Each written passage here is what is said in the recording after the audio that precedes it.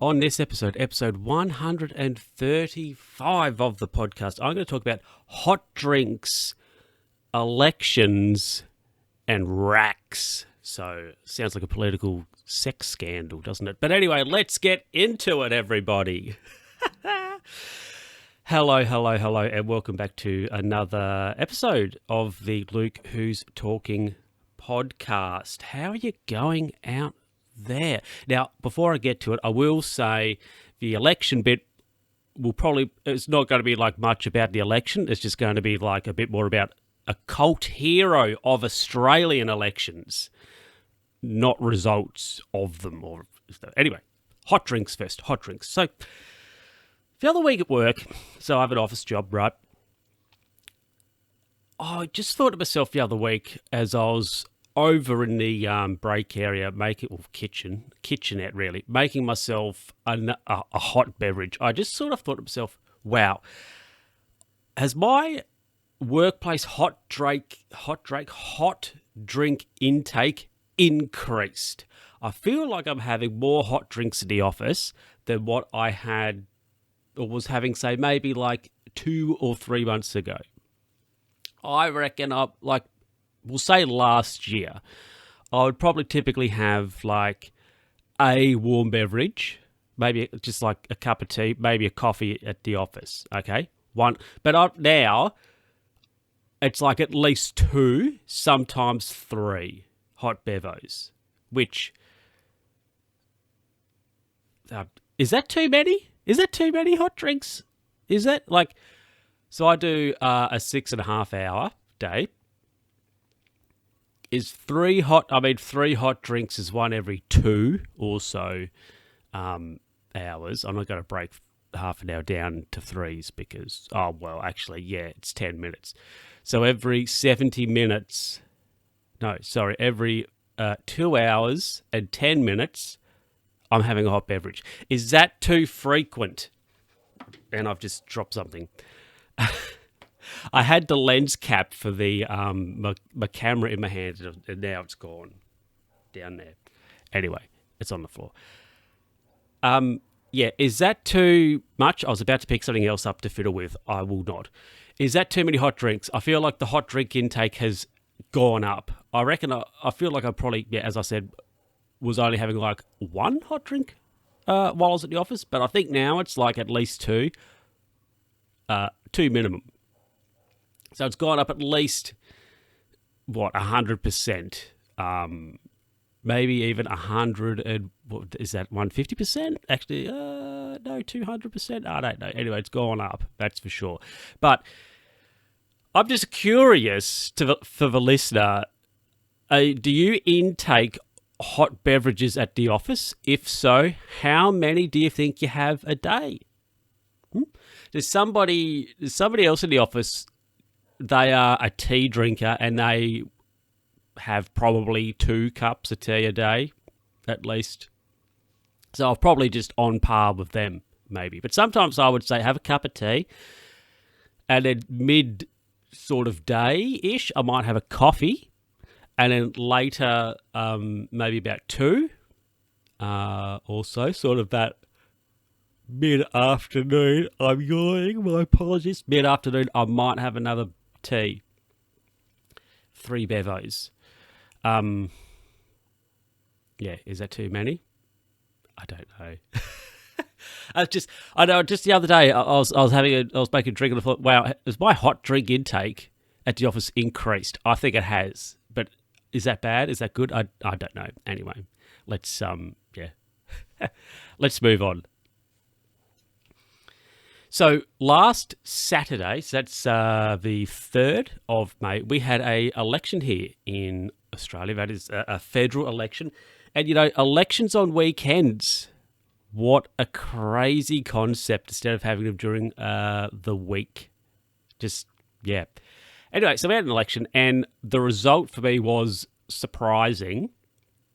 It seemed like the incumbent, it was theoretically projected to be pretty close. The incumbent probably slightly more than likely to be in government in some form. However, they won an extra 10 or so seats and increase their majority, and the opposition got smashed, and the opposition leader actually lost their seat, which is quite amusing to me. But anyway, results aside, one thing that happened on election day is that the national broadcaster here in Australia, the ABC, I think have probably good, very solid election coverage, and they have on their election analyst, he has his big computer with all his graphs and charts on it, Anthony Green, and he's been doing like elections for 30 or so years on ABC, and it was his last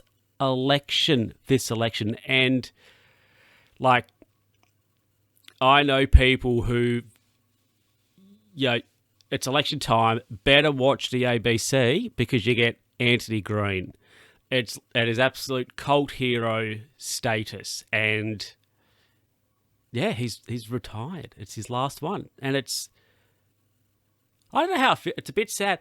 It'd be interesting to see next election when somebody else has to work Anthony's big computer with all his graphs and fun stuff on there. It's going to be. I don't know how it's going to go. I am curious. Hopefully, another cult hero was born. I'll say that. Hopefully, another cult hero is born. But when Anthony Green, quote unquote, calls the election, it's like it's done. And he did it pretty early. I think polls close at 6. And then I think by 8:30, so it was like 2 hours or so, 2.5 hours of counting, he's like, I'm calling it.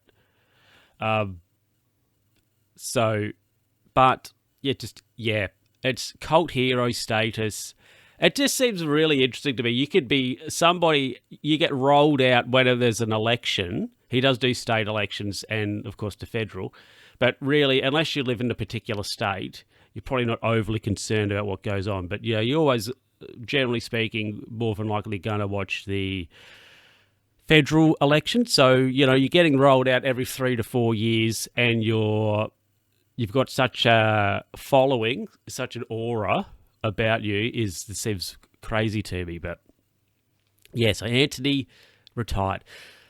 But this actually made me think, does the ABC have the most cult hero characters in Australia media? Because we've got Anthony Green, cult hero, right? Now, on Q&A, the previous presenter on there, Tony Jones, I think Tony Jones, cult hero. And he would say quite often, like, I'll take that as a comment. Like somebody would be like, I've got a question or whatever. And they would say whatever. And then Tony would go, I'll take that as a comment. Tony Jones, cult hero. Also, maybe less cult hero-ish, but I think has a catchphrase, is Alan Kohler, who does the finance as well on ABC. He does his spiel, and at the end, he goes, and that's finance. Like, cult heroes of the public broadcaster. I think, I've got to say it, here in Australia, the ABC has the most media cult heroes than any other network. They've even had Kerry O'Brien. Oh, Kerry. And here in Tasmania, we had Peter G, who he read the news for like ages on ABC. Peter G, he even got a run in the Uni Review one year, like because he was the last decent journalist. I think that was the tag. Cult heroes, and they're all on the ABC. Love it. Anyway, everybody, we'll get into the last little anecdote for you. So, I have a bike that just a commuter. I ride to work. Well, used to ride to work, a bit more often, but I haven't for a while. Actually, I did it last week. I think I rode the bike into the office. But anyway, but I want to really get it up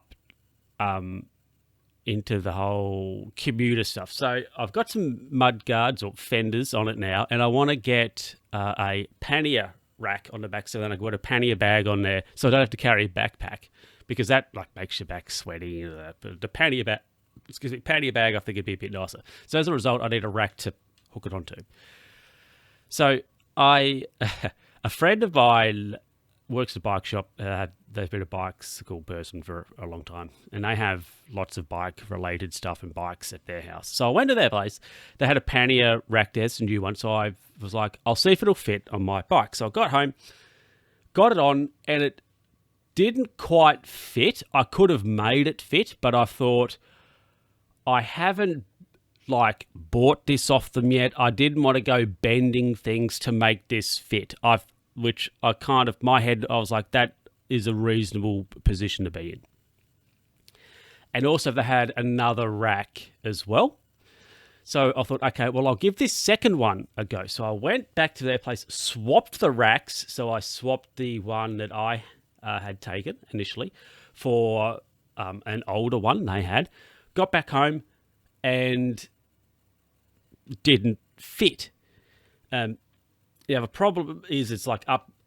So how Pannier generally fits is it has the little arms that go down and the wheel goes in between, and you fix it to on the back of the bike, and then you also need to fix the front of the Pannier, of course, up towards where the seat tube is on the bike. So that was where my issue was. Now, it was interesting that the second one I got, doing that is more difficult.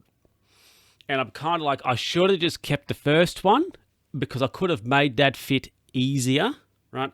The second one would have to have a little adapter, as it were, made, because the rack has an adapter, but it's not wide enough for my needs. It's quite a way off. Yeah, so that has been a little bit frustrating. It's okay, so I had this rack. I could have made it fit. I decided not to. I thought, I haven't bought this. This is mine. I don't want to bend it up too much. And also my thought was, well, if the older one, I would prefer to make that one fit because it's older. It's a bit less. It's not nice because it's old, and it's been used. But it, it is harder for me to make the old one fit than what it would be the new one. So I currently have a Pannier rack. I still have the old one. I have to take it back, but I currently have that, which I can't fit on the bike easy, which, so I'm going to have to probably go and swap it for this new Pannier, which I can get to fit on the bike easier. So it's a little bit annoying, a little bit frustrating, but anyway, is what it is, isn't it, I guess? Anyway, let's get ready to wrap it up. Well, everybody, that is it for this episode of the podcast. I hope you enjoyed it. I hope it was interesting and all that jazz. And look, I will see you in the next episode. Yeah, have fun. This is a bit of a lackluster outro, isn't it? But hey, be kind. Don't be awful. Don't be somebody who says you're patriotic or whatever, but then you go and you're sort of fueled or support hatred. That doesn't make any sense to me. Anyway, catch you later, everybody.